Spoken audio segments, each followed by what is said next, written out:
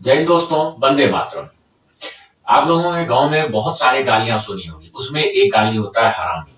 हरामी कोई गाली नहीं होता है, लेकिन सुनने वाले को बहुत खराब लगता है। लेकिन इसमें भी दो रूप होता है, हरामी और महाहरामी। अभी दिल्ली का इलेक्शन आपको पता ही होगा। दिल्ली के इलेक्शन में एक कौम है पर्टिकुलर, वो अब ये बोल रहा है कि मैंने भी बीजेपी को वोट दिया।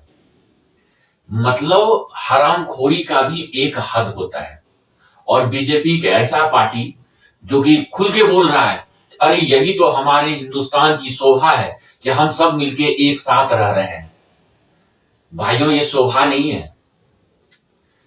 और उसके बाद कुछ कौमी आदमी आके ना बोलते हैं कि मैंने भी बीजेपी को वोट दिया है। मैंने बीजेपी को वोट दिया ही नहीं, मैंने भी बीजेपी को वोट दिया है।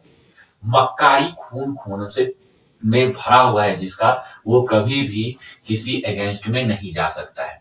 अच्छा, एक चीज मैं आपको और बताना चाहता हूं। कभी भी देशभक्ति गाना या कोई भी ऐसा मूवी जिसमें सनातनी को अच्छा दिखाया गया हो, उसमें जनता ज्यादातर तिलक लगा के जाता है मूवी देखने के लिए। अगर ये बीजेपी को वोट देते हैं, इन्हें एक बार बोल के देखिए तिलक लगा के वो मूवी देखने जाने के लिए। या आप इनको बोलते रह जाइएगा, लेकिन ये वंदे मातरम नहीं गाएंगे। और लास्ट में क्या बोलेंगे, अगर बीजेपी जीत गई है तो मैंने भी बीजेपी को वोट दिया है। मैं आज दोस्तों एक दो वीडियो देख रहा था। उस वीडियो में कुछ कौमी थे जो कि पहले तो खूब बोल रहे थे मैंने बीजेपी को वोट दिया, देखो जीत गया, मेरी पार्टी जीत गया। फिर तुरंत उसी टाइम में तुरंत 2 मिनट के बाद देख रहा हूं वही आदमी जाता है और तुरंत एक गोल टोपी लगा के आता है और फिर दिखाता है, ये देखो यही है मजहब का खेल। हमने पूरा वोट बीजेपी को दिया था और आज बीजेपी जीत गया और हमारी पार्टी जीत गया। ये वो लोग हैं भाइयों जो कि मुंह में राम बगल में छुरी, ये कहावत आपने सुना होगा। वही ये लोग हैं। पहले पूरे केजरीवाल के प्रति एकदम प्रतिनिष्ठा दिखाए रखे थे कि हम तो देंगे केजरीवाल को ही वोट। और आगे से अगर कोई बीजेपी वाला आता है उसको हम बोलेंगे कि हम आप ही को वोट देंगे, कांग्रेस आता है आप ही को वोट देंगे, जो भी पार्टी आता है आप ही को देंगे, लेकिन देंगे हम केजरीवाल को वोट।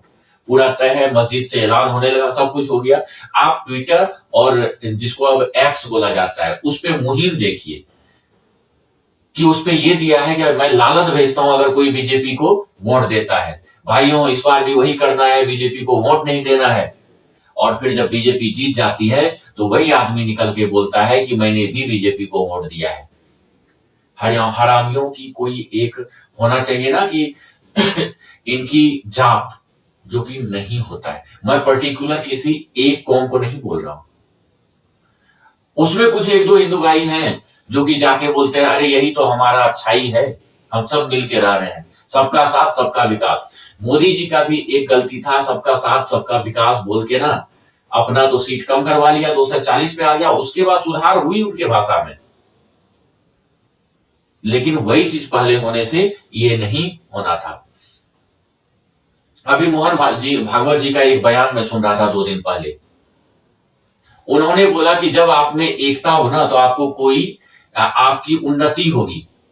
आपके अगर धर्म में सारे में जाति मिला के एक अगर आप बन के रहोगे तो आपकी उन्नति होगी, आप में मजबूती आएगा, आप में शिक्षा का ज्यादा प्रचार होगा। मैं इस चीज से सहमत नहीं हूं। क्यों नहीं सहमत हूं? क्योंकि एक कौम ऐसा भी है जो कि एकदम सब मिलके एकदम बंधा हुआ है, जिसको एक बार एक ने बोल दिया वोट देना है तो उसी को देना है, जहां जाके अटैक करना है वहां करना है, पत्थरबाजी करना है तो लेडीज बच्चे क्या जेंट्स सभी करना शुरू कर देते हैं। वो भी तो एक संयुक्त है, इकट्ठा है। कहां वो शिक्षित हो गए, कहां वो उन्नति कर लिए? वो तो और गर्त में जाते जा रहे हैं और ज्यादा गहराई में जा रहे हैं वो। तो मोहन भागवत जी के इस चीज से मैं सहमत नहीं हूं। हाँ, अगर मोहन भागवत जी ये बोलते कि पर्टिकुलर एक धर्म के बारे में कि अगर हिंदू भाइयों आप लोग अगर एकजुट होकर रहोगे तो अच्छा रहेगा, आपकी उन्नति होगी, आप में ताकत आएगा, किसी से डरना नहीं पड़ेगा। लेकिन आपने सभी के लिए बोला, तो कहां मैं उनमें उन्नति देख रहा हूं? ना शिक्षा देख रहा हूं, ना उन्नति देख रहा हूं, ना भी कोई बड़ा बड़ा कंपनी का मालिक देख रहा हूं। तो ये चीज तो गलत है।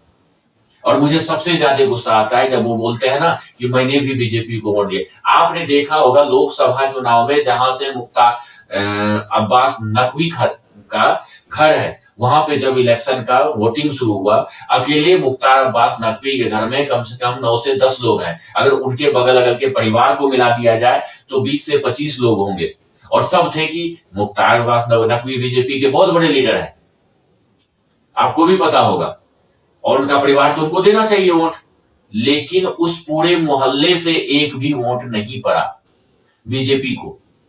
बीजेपी का नेता, वो भी केंद्रीय मंत्री, उसके बीवी बच्चे भी बीजेपी को नहीं देते हैं वोट। तो अब बाकियों के लिए आप सोच लीजिए, अगर कोई आके आपको बोलता है कि मैं भी पक्का सपोर्टर हूं बीजेपी का और मैं भी बीजेपी को वोट देता हूं, तो आप समझ लीजिए कि यहां पे डबल खून का असर है। और हमेशा आप सतर्क हो जाइए। दिल्ली के अंदर आज के दिन मातम छाया हुआ है केजरीवाल के अंदर। कल ही एसीबी उसके घर में गया था, वो 15 करोड़ वाले लफड़ा को लेके समन देने के लिए। उन्होंने दरवाजा तक नहीं खोला, और आज तो पानी तक नहीं पिया है। आज तो ये बोल रहा है कि मैं व्रत कर रखा हूं। झूठ का भी कोई सीमा होता है, कुछ भी बोल दो, कोई सीमा नहीं है। चमड़े का मुंह है, कुछ भी बोल दो। धन्यवाद।